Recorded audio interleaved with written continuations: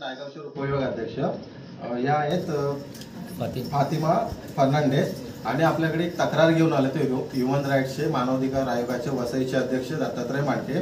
त्यांची तक्रार अशी आहे की त्यांना 2015 मध्ये घर दिलं होतं आणि त्याच्यामध्ये त्यांनी जे सोयी सुविधा पाहिजे त्या काहीच दिल्या नव्हत्या। त्यांना जसं घर दिलं होतं तसंच आतापर्यंत सुद्धा तसंच आहे आणि त्यांची तक्रार होती की त्यांनी एकतर त्यांचे पैसे सुद्धा रिटर्न करावेत, नाहीतर ते घर आहे ते व्यवस्थित दुरुस्ती करून द्यावेत। पण तो बिल्डर आहे तो लक्ष देत नव्हता। त्या बिल्डरचं नाव आहे नितेश चौधरी, राजेश चव्हाण आणि वेदप्रकाश रामकेवळ। आता मला कळत नाही आहे की असे किती बिल्डर आहेत जे तोत्या बिल्डर आहेत, फक्त लोकांची फसवणूक करतायत, घरं देतात, पैसे लुबाडतात, पण त्यांना घरं काही व्यवस्थित देत नाहीत किंवा त्यांना जे सोयी सुविधा पाहिजे त्याचा कधीच ते लोक व्यवस्थित पाहिजे तशा देत नाहीत, पैसे घेतात आणि फरार होतात। आता आम्ही त्यांच्या नावाची आता थोड्या वेळापूर्वी जे वसईचे पी आय आहेत बर्वे साहेब त्यांना आम्ही एक कंप्लेंट दिलेली आहे आणि त्याच्यानंतर पुढची प्रोसिजर आम्ही करत आहोत। लवकरच त्याचा आम्ही निकाल लावूच। जरा 2 शब्द तुम्ही सांगा याबद्दल। असे की नितेश साहेबांनी आम्हाला मदत केल्याबद्दल त्या बाईला पूर्ण आम्ही न्याय देऊ दोघांच्या पद्धतीने आम्ही तरी पुढील कारवाईसाठी आम्ही पोलीस आयुक्तांना भेटून आलो सध्या। त्यांनी मदत करायचं आम्हाला आव्हान हे केलेलं आहे, सहकार्य करण्याचं केलेलं आहे।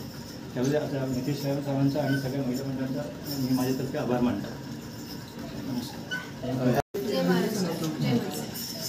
या फातिमाताई या जेव्हा आमच्याकडे यांची म्हणजे जी तक्रार होती ती सांगायला आल्या तेव्हा तुम्ही म्हणजे आम्ही तर प्रत्यक्ष इथून बघतोय, पण खरं सांगते कोणी ह्याच्यामध्ये राहू शकत नाही। जेव्हा तुम्ही प्रत्यक्ष इथे येऊन बघाल तर आम्हाला या जेव्हा येऊन सांगायला आल्या तेव्हा अक्षरशः अंगावर शहारे आले होते। पण ते शहारे जेव्हा म्हणजे आम्ही इथे येऊन प्रत्यक्ष बघितल्याच्या नंतर ते म्हणजे असं एकदम म्हणतात की कसं म्हणजे ह्यांचं असं झालंय की एक ह्यांचं पुण्याचं काम काय आहे की ह्या अनाथ मुलांना ते शिकवतात, इथे ट्युशन्स घेतात, क्लासेस घेतात। ह्याच्यावर त्यांनी जे जोड करून पैसे केले होते ते पैसे त्यांनी असे करून बिल्डरला 6,54,000 दिले। मला तरी असं वाटतं की ह्यांना न्याय मिळवून द्यासाठी आमची पूर्ण लेडीज टीम पूर्ण सक्षम आहे आणि ह्यांना आम्ही साथ देणार हे आमचं वादा आहे।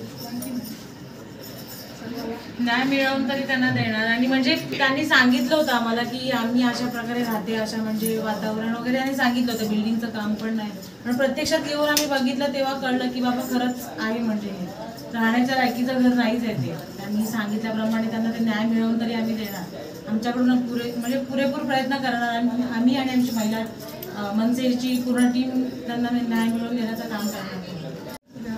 बिल्डिंगमध्ये मला राहायचंच नाही, कारण ते फसवलेलं आहे बिल्डिंग आणि चांगलं बनवलं पण नाही आहे। सिलिंग वगैरे सर्व निघालेले आहे सर्व, आणि पावसामध्ये पण पाणी खूप भरलेलं होतं। आणि मी ट्युशन घेते मुलाला पण बसायला पाणीमध्ये जमत नव्हतं, तरी पण मी कसं तरी चटाई वगैरे त्याला घालून बसवलं आणि मी स्वतः पाणीमध्ये बसले। तर मला माझे पैसे परत भेटलं ते बरं आहे। दुसऱ्या ठिकाणी मी चांगलं घर घेऊ शकतो। राणी साहेबचा मी खूप आभार मानते आणि सर्व टीम मेंबरचा पण आणि सर्व महिला मंडळाच्या टीम मेंबरला सर्व मी धन्यवाद करते। आम्ही थोड्याच वेळापूर्वी पोलीस स्टेशनमध्ये गेलो होतो, त्याच्या नावाचा FIR सुद्धा केलेला आहे। जर तिथून पोलिसांचं सहकार्य तर चांगलं लाभेलच आणि नाहीच झालं तर आम्ही मनसे आमच्याप्रमाणे जे मनसे स्टाईलने आंदोलन करायचं आहे तर नक्कीच या सर्व महिला आहेत, महिला कार्यकर्ते आहेत, पुरुष कार्यकर्ते आहेत, आम्ही सगळ्यांना घेऊन लवकरच मोठं आंदोलन करू।